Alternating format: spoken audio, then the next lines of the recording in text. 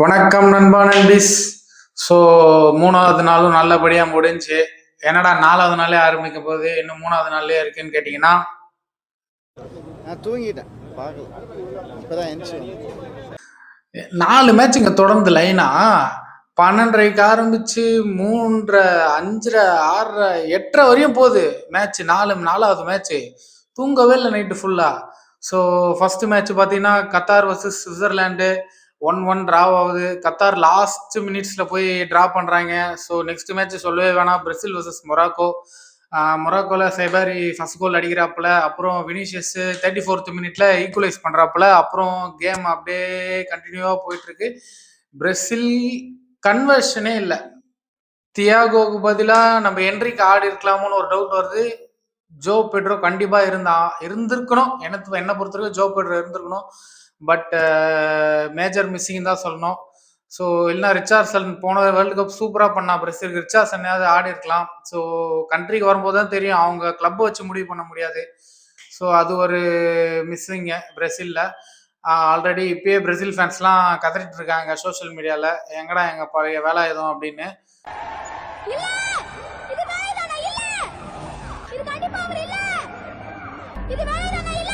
So talk of the town பார்த்தீங்கன்னா நம்ம மொராக்கோவோட டிஃபென்சிவ் மிட்டு ஆயுப் பயோடி 18 இயர்ஸ் தான் ஆகுது. ஸோ லிட்ரலி பிரிச்சுட்டான் பையன். நல்ல பொட்டன்ஷியல் இருக்கு. பட் போக போக தான் தெரியும். ஒரு மேட்ச் வச்சு யாரையுமே டிசைட் பண்ண முடியாது. இப்பயே எல்லா கிளப்லையும் சைனிங் அது இதுன்னு பேசிட்டு இருக்காங்க. ஸோ அவ்வளோதான், பார்ப்போம். பிரேசில் சொல்ல முடியாது, ஃபர்ஸ்ட் மேட்ச் வச்சு எந்த டீமும் டிசைட் பண்ண முடியாது. ஏன்னா 2022 Argentina first match last against Saudi Arabia. So நல்லா ஞாபகம் வச்சுக்கோங்க. ஸோ போக போக தான் தெரியும். பிரேசில் கம்பேக் கொடுப்பாங்க. கான்ஃபிடென்ட்டா இருங்க, நல்லதே நடக்கும். கான்ஃபிடென்ட்டா இருங்க சார், நல்லதே நடக்கும் சார், வெற்றி நிச்சயம் சார். ஸோ தேர்ட் மேட்ச் பார்த்தீங்கன்னா ஸ்காட்லாந்து வர்சஸ் ஹயாட்டி. ஸ்காட்லாந்து ஜெயிக்கிறாங்க. ஸ்காட்லாந்து நல்லா ஸ்ட்ராங்கான டீம். ஒரு 2-3 கோல் போகும்னு நினைச்சேன். ஸோ பட் 1-0 ஸ்காட்லாந்து ஜெயிக்கிறாங்க. ஸோ ஃபோர்த் மேட்ச் ஒரு ட்விஸ்ட். டர்க்கி ஈஸியாக ஜெயிச்சிருவாங்கன்னு பார்த்தா ஆஸ்திரேலியா ட்விஸ்ட் கொடுத்துட்டானுங்க. 2-0 ஜெயிக்கிறாங்க. பட் டர்க்கி நல்லாவே ஆடி இருக்காங்க. கிட்டத்தட்ட 30 ஷூட்ஸு ஆன் டார்கெட்டு. கிட்டத்தட்ட ஆஸ்திரேலியா ஒரு 3 to 4 ஷூட்ஸ் தான், ஆனால் 2 கோலு ஸோ செஞ்சு விட்டானுங்க.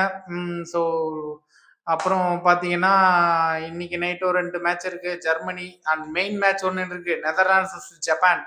ஜப்பான் லிட்ரலி ஷாக் கொடுப்பாங்க திடீர்னு இந்த மாதிரி வேர்ல்டு கப்ல பெரிய டீமை போட்டு. ஸோ இன்னைக்கு மெயின் மேட்ச் நெதர்லாந்து ஜப்பான் தான்.